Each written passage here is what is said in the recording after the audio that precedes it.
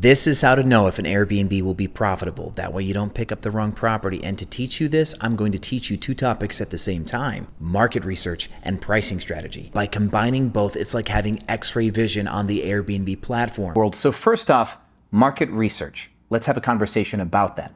There are a lot of softwares out there that claim to do market research, and they have their own merits. Ones such as AirDNA, Mashvisor, Rabble, something. All the rooms, there's a few. Now, what you need to know first is there's some myth busting that is overdue on these softwares. They are data scrapers.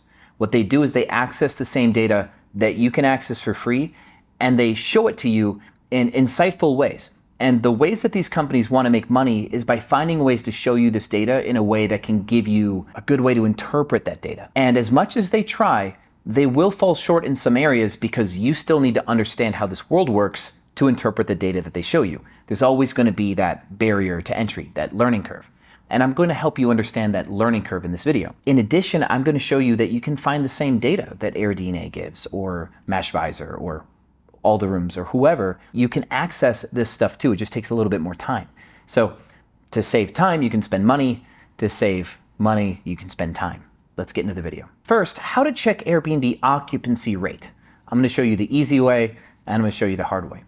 First, the easy way is literally to get a free version of AirDNA, and this will give you a ballpark occupancy rate for the entire market. This is a great start, but we need to dive deeper. So if you go to AirDNA's free screen just by giving them your email, you type in Dallas, it's going to show you occupancy percentage and even break those numbers down by the month. We cannot guarantee that this number is anywhere close to accurate.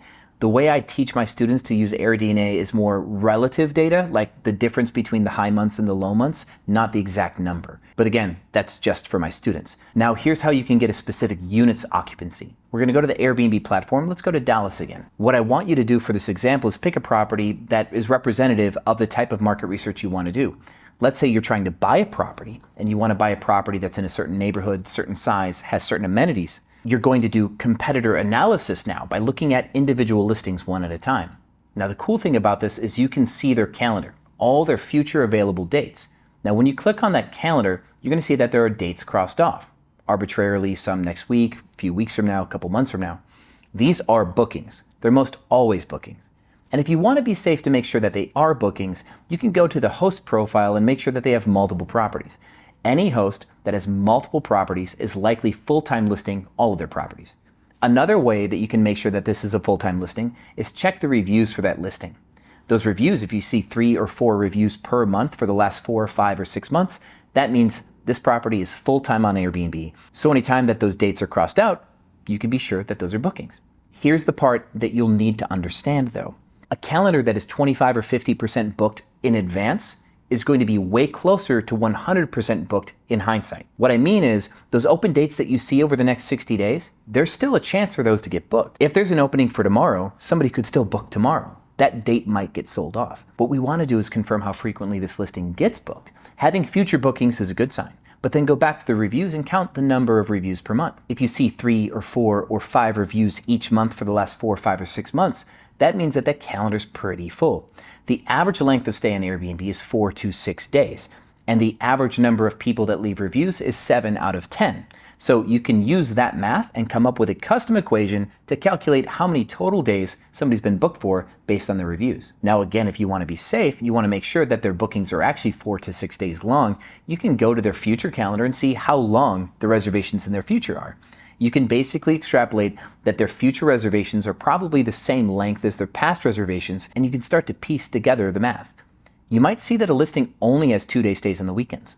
Well, that means that if they have 4 reservations, that's only 8 days. So they're likely not completely full.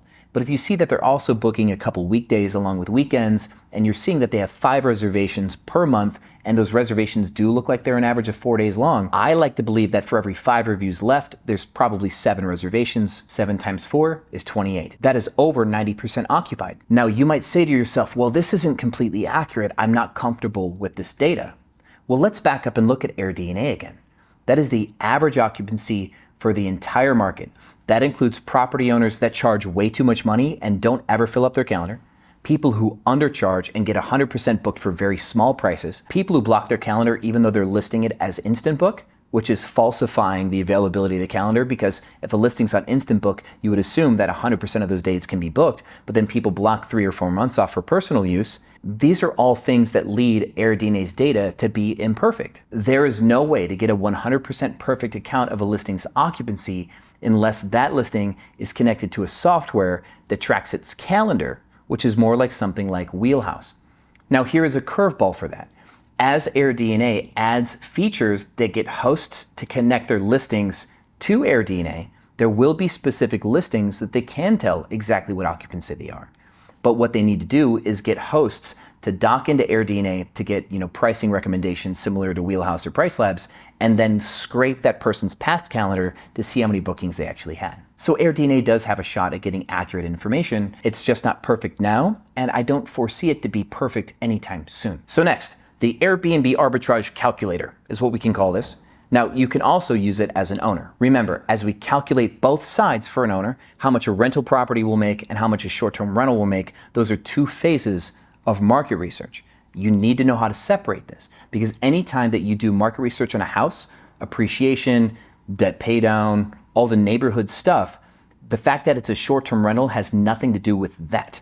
What I want you to do is I want you to do comps based on what the rental market will pay on that property. Because let's say you change your mind and you stop doing short-term rentals one day and you own that house, it's going to go back to an LTR, isn't it? So do your comps as a rental property first, and then do comps hypothetically like you rented it to yourself and now you're Airbnb arbitraging your own property from yourself. Hypothetically, do it like that, okay? You can pull up an Excel file, Google Drive to do this. Now what I want you to do is I want you to look at a listing. You can use the same listing, and I want you to look at its weekend prices anywhere in the future. And you'll find out if it has a minimum length of stay, 1, 2, 4 days, that's cool. Now, if there's a 2-day minimum length of stay, take a note of that. And then click on both days, Friday and Saturday, and find out what the total price is. Also take a note of what the cleaning fee is. Because if the cleaning fee is too high, that's an inefficiency. When we do full-blown market research, we want to look for inefficiencies to prove that we can beat people in the market. But that is for a different story, different conversation later. When you have their weekend prices for one weekend, I want you to check a couple other weekends. See if the prices change. That is a sign of an operator that knows what they're doing. They're doing dynamic pricing. And I want you to list out what those high prices are and what those low prices are. It is particularly interesting to find out what their low prices are for the next 5 to 14 days, because if they're dropping their prices last minute, the calendar will show that.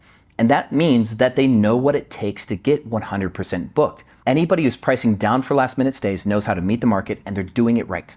So trust this listing that they're getting booked. You can even go back to their reviews and see how many reviews they're getting per month. Again, use that math that we talked about earlier in the video. Oh, also, subscribe please, like we talked about earlier in the video.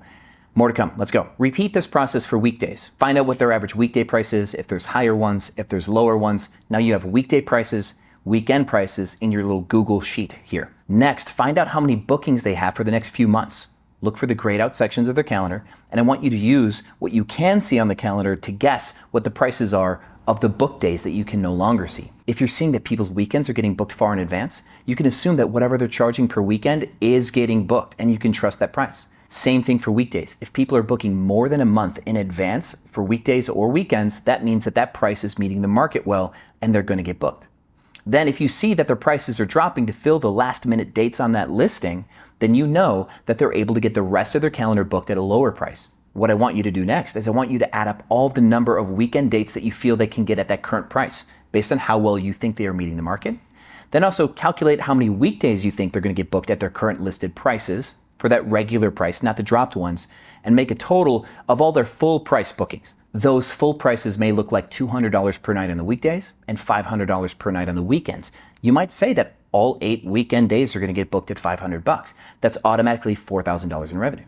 You might find that you think that they get 10 days at $200 a night on the weekdays. That's another $2,000, totaling for 6. Now they've got almost half their calendar left full of weekdays that are unbooked. If they are dropping their prices and you're starting to see that they're getting other bookings last minute with their prices dropping, take a look at how far down they go. If you see that within 2 weeks their average price is $125, give them an extra 10 or 12 days of revenue at $125 per day. That's another $1,500 of revenue, grand total $7,500 of revenue. Now, we did not calculate cleaning fees in this, did we? And that's okay because we're looking at just nightly rate and we're making the assumption that their cleaning fee, if it's a normal cleaning fee, is what their cleaning costs. And so if they have 4 reservations or 7 reservations, we just negate the cleaning fee on their calendar and they have $7,500 left of revenue after their cost of cleaning. And now we can deduct utilities, consumables, cost of mortgage or rent, cost of insurances. And a lot of these costs are small with just a couple big chunks, right? Your mortgage or your rent is going to be the most significant one of all of these. Now, supplies for a studio apartment, you might only spend $20 or $30 on consumables every single month. With a bigger house, that could be $75 or $100. Your utilities can change based on the size of the property. You can have a small property with a $75 per month average electric bill. You can have a property with a $500 or $600 a month average electric bill, depending on size and where in the world it is, depending on how hot it is outside, seasonality, stuff like that. For these types of numbers, you simply go to Google and ask, how much is electricity in this city on average for this size property? How much is internet? How much is blank? And then you can go and find out if you want a certain insurer for your short-term rental, get a quote from them and add that to your list of expenses. So in summary, what we're going to do to this Google Sheet now is we're going to take all of those expenses and we're going to put them in a different column. You're going to total up all those grand expenses. We are ignoring cleaning costs unless you find out that this listing does not have a cleaning fee. Then there will be cleaning costs and you're going to have to find out what the average cost of cleaning is for a property like that and add it to the expenses and then total up a cost per housekeeping based on the number of housekeepings you think this listing will have per month. 5 to 8 is probably reasonable depending on how much somebody changes their prices. They could have up to 8 housekeepings a month easily. So you have a column for revenue and you have a column for expenses and then you'll have your net cash flow at the end of that. You don't need a fancy sheet for this. You just need to know how to do a little bit of math. Now, this is looking at just the upcoming month, but this is the most important step for doing market research is finding out baseline, what can we find out that this listing is making in the month to come. From there, you want to assess if you think this listing is doing a good job. Now, this is where you need to have some know-how. You need to know what a good job is on Airbnb. When I teach my students to do market research so they can find out what markets are best to do Airbnb, the best markets to do Airbnb are ones where hosts make a lot of mistakes, but are still highly profitable. And we can do that through the same techniques in this video. You can first determine how much a listing is making, and then you can go back and assess that listing's quality to see if you can beat that listing, if they're even a good host at all. A lot of markets in the Midwest have average hosts who don't do amazing things. But when you go search Fort Lauderdale or Miami, you see tons of professional hosts with almost perfect listings. Now, I teach this type of market research front to back in a webinar called Gap. This is going to teach you how to find your perfect market. There's a link in the description below. The replay is available. Part of that market research and running an Airbnb in the future is knowing pricing strategy. It's also one of my favorite topics to teach. So I encourage you now to start researching pricing strategy. I have a free playlist here on YouTube that you can use to study that. And that way, when you go and look at somebody's calendar, you understand what their calendar is doing by raising and lowering prices and what minimum night stays might mean and why people do stuff like this. That way you can know if a listing is making money by pricing the right way or if they're making mistakes. Perhaps they're doing a terrible job but still making a bunch of money, or their calendar is empty but because they're doing some things terribly wrong. These are things you want to know. And one of your biggest advantages is you don't have any holding costs right now. Everybody that you're researching is exposed in the marketplace. They have their properties, they have their overhead, they have to get customers, they've got to pay their people, they've got to move. You get to sit by and watch them. You can look and see who's doing a good job, copy the ones that are doing a good job, try to find a gap in the market, like from Gap Market Research, and start doing things that other people haven't thought of that you know is going to make money. Because everyone else is already in the marketplace giving you data, you have a really good opportunity of starting a profitable Airbnb as long as you do your research the right way. And again, you don't have to pay for any softwares. And you don't need a fancy spreadsheet. You really can just total out those numbers. How much somebody's making every weekday, every weekend, number of reviews that they have, calculate their monthly revenue, and then go, what's their mortgage, what's their rent, what's their average electricity bill, and deduct those expenses. It's remarkably simple, but what I will say now that you know how to do this in general, you're going to want to do this a lot. You want to look at 10, 20, 30 different listings of different sizes, different design styles, different neighborhoods. The more data you collect by hand, the better you'll do when you start your first or next property. So do not rely on AirDNA for specific data, especially if you don't know how to interpret that data. And if you want to learn how we use AirDNA for the relative stuff that I mentioned, again, go to Gap Market Research for that webinar. I'll teach you all about market research there. Thank you so much for watching this video, and as always, I'll see you on the other side.